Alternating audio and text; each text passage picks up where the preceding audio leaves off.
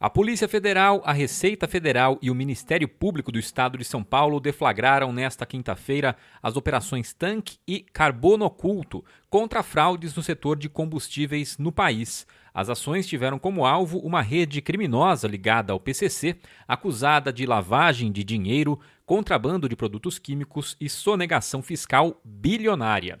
Somente em tributos federais, a estimativa de prejuízo aos cofres públicos chega a 7 bilhões e 600 milhões de reais. Na região de Campinas, o cumprimento de mandados foi expressivo. Foram 7 em Campinas, 4 em Paulínia, 2 em Piracicaba, 1 em Santa Bárbara do Oeste, 1 em Cosmópolis e 1 em Rio das Pedras. Ao todo, no Brasil inteiro, foram cumpridos 43 mandados de busca e apreensão e 14 de prisão, autorizados pela 13ª Vara Federal de Curitiba. Nós apuramos aqui que, em relação ao grupo investigado, eles possuem pelo menos 2 redes de combustíveis aqui no estado de São Paulo, né? Uma rede muito ampla e uma outra também no âmbito de Goiás. E essas redes atuam de forma cooperada com redes já identificadas de lavagem de dinheiro para o primeiro comando da capital.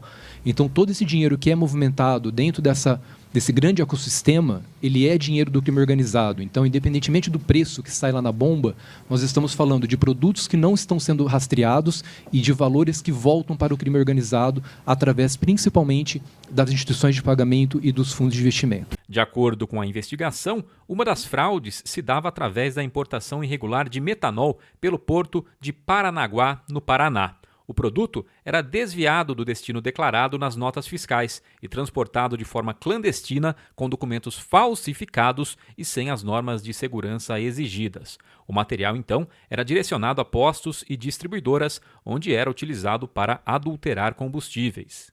Trata exatamente do metanol, que é utilizado para adulterar combustível. O metanol é um solvente químico extremamente tóxico, extremamente perigoso, que tem restrição na ANP para conter apenas 0,5% em combustíveis, por exemplo, na gasolina. Não obstante, fiscalizações no estado de São Paulo apontam alguns postos com até 90% de metanol, o que é extremamente arriscado para as pessoas, para os veículos, para o meio ambiente.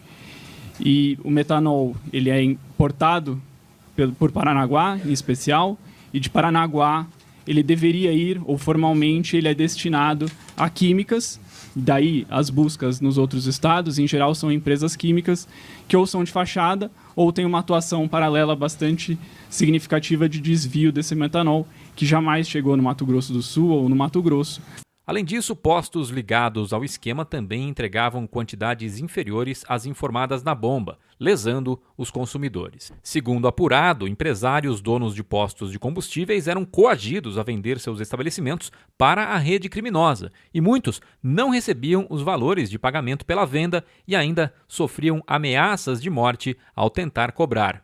Isso também teria acontecido até com empresários de usinas de cana-de-açúcar. Em uma coletiva de imprensa em Brasília nesta quinta-feira, a Receita Federal deu mais detalhes sobre a dimensão do esquema. São cerca de 1.000 postos de combustíveis em mais de 10 estados. A movimentação já mencionada pelo ministro Haddad de 52 bilhões. Fintech atuava praticamente como o banco paralelo do crime organizado. Tivemos alvos em 300 estados. A Receita já tem mais de 8 bilhões lançados e mais autos de infração para serem formalizados nos procedimentos fiscais. Em relação à dimensão econômica, e isso é importante, a Receita identificou que os fundos fechados com um único cotista, geralmente, criando várias camadas, tinham bens adquiridos, como um terminal portuário, 4 usinas produtoras de álcool, mais participação em 2, ou seja, nós estamos falando da economia real. É espaço que deixa de ser ocupado por empresários legítimos que realmente querem empreender no Brasil. Uma frota de 1.600 caminhões e mais de 100 imóveis, dentre os quais 6 fazendas, avaliadas em 31 milhões, e uma residência avaliada em 13 milhões. Além do braço operacional no mercado de combustíveis, o grupo mantinha uma sofisticada rede de fintechs próprias para movimentar os recursos ilícitos. Essas instituições de pagamentos eram utilizadas em substituição aos bancos tradicionais, dificultando o rastreamento. Com a contabilidade paralela, permitiam transferências entre empresas e pessoas físicas sem identificar os beneficiários finais. As investigações apontam ainda que a principal distribuidora ligada ao esquema, com sede administrativa no Paraná e sede operacional em Paulínia, chegou a declarar faturamento de mais de 7 bilhões de reais entre 2020 e 2023, mas a apuração mostrou que a operação era sustentada com dinheiro do crime organizado. No total, a organização movimentou mais de 20 bilhões de reais em transações bancárias, ocultando depósitos em espécie, transferências cruzadas e uso de empresas de fachada. Paralelamente, a PF também deflagrou a Operação Quasar, que apura um esquema de blindagem patrimonial e lavagem de dinheiro por meio de fundos de investimento, com indícios de ligação com facções criminosas. Nessa frente foram cumpridos 12 mandados de busca e apreensão em São Paulo, Campinas e Ribeirão Preto, com bloqueio de bens que somam 1 bilhão e 200 milhões de reais. Segundo os investigadores, as operações fazem parte de uma estratégia conjunta para estrangular financeiramente as organizações criminosas que atuam no setor de combustíveis, recuperando valores desviados e reforçando o combate à infiltração do crime organizado na economia formal. Que não basta você simplesmente prender ou oferecer um processo criminal, você precisa desarticular o grupo. E a desarticulação ela ocorre principalmente via patrimonial. Então, a operação de hoje ela teve esse objetivo cirúrgico, né, de detectar, mapear, provar que a rede está conectada em toda a cadeia do combustível, identificar quem são os beneficiários finais, aonde que o dinheiro está alocado, as formas de lavagem de dinheiro, para a partir daí, cada órgão, em cada sua esfera, em cada sua especialidade, poder atuar e responsabilizar o grupo. Então, esse é o próximo passo da investigação.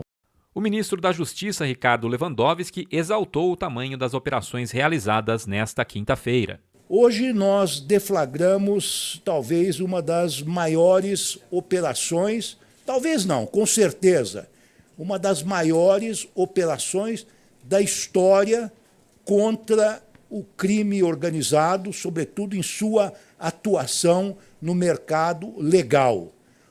Ou seja, atacando, neste momento, o setor de combustíveis, a apropriação das organizações criminosas, em parte, do setor de combustíveis e a sua ligação com o setor financeiro no que diz respeito à lavagem de dinheiro.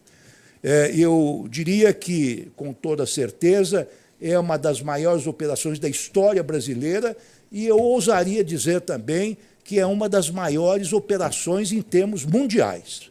Então, ela foi capitaneada pela Polícia Federal, pela Receita Federal e, como eu disse, com a participação também dos Ministérios Públicos Estaduais, aos quais agradecemos a cooperação. De Campinas, Guilherme Pierangeli para a TV Todo Dia.